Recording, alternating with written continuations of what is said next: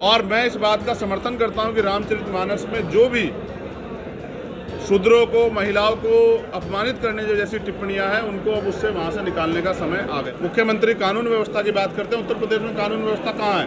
वो तो बीजेपी नेताओं की चौखट पे दम तोड़ चुकी है। रामचरितमानस विवाद पर अब रावण की हुई एंट्री। शूद्र पॉलिटिक्स पर भीम आर्मी चीफ ने भी खोल दिया मोर्चा।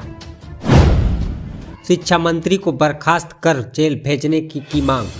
इन दिनों रामचरितमानस की विवादित चौपाइयों को लेकर घमासान जारी है। जहां कुछ लोग इस बयान का समर्थन कर रहे हैं तो वहीं पर कुछ लोग इसके विरोध में बयानबाजी कर रहे हैं और धरना प्रदर्शन कर पुतले भी फूंक रहे हैं। इन्हीं विवादों के बीच अब भीम आर्मी चीफ चंद्रशेखर रावण ने भी एंट्री मार दी है। भीम आर्मी के संस्थापक चंद्रशेखर आज़ाद ने कहा कि समाज के प्रत्येक व्यक्ति को सम्मान से जीने का अधिकार है।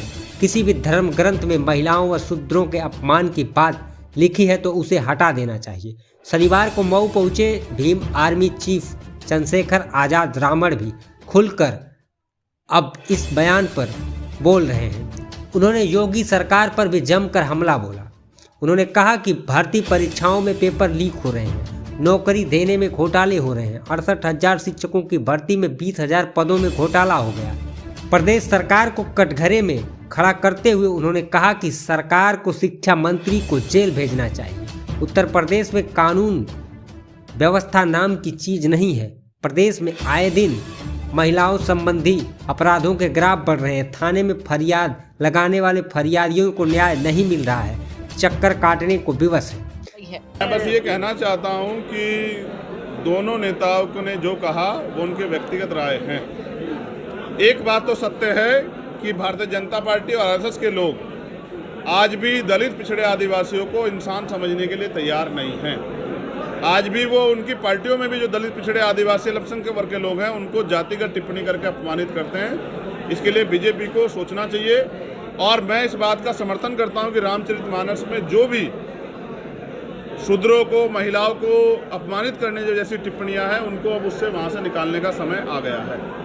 आपको लगता है कि वो चौपाई वहाँ से निकालनी चाहिए? देखिए, मैं फिर कह रहा हूँ कि किसी भी समाज, किसी भी वर्ग को अगर अपमानित करने वाली बात कहीं भी लिखी गई है तो उसको अब हटाने का समय आ गया, क्योंकि सभी समाज में जागरूकता पैदा हो गई है। कोई भी अपमान नहीं सहना चाहता। वहीं मैं ये भी बता देता हूँ कि हमारा सबसे बड़ा धर्म ग्रंथ वो भारतीय संविधान है और संविधान के हिसाब से सभी लोगों को सम्मान और अवसर के साथ, स्वाभिमान के साथ जीने का अधिकार है। ये सरकार उसको छीनने का मुझे लगता है कि अब अधिकारों के विवाद पे ज़्यादा चर्चा करनी चाहिए कि जिस तरह से भर्तियों में घोटाले उत्तर प्रदेश सरकार में हुए हैं, पेपर लीक होते हैं।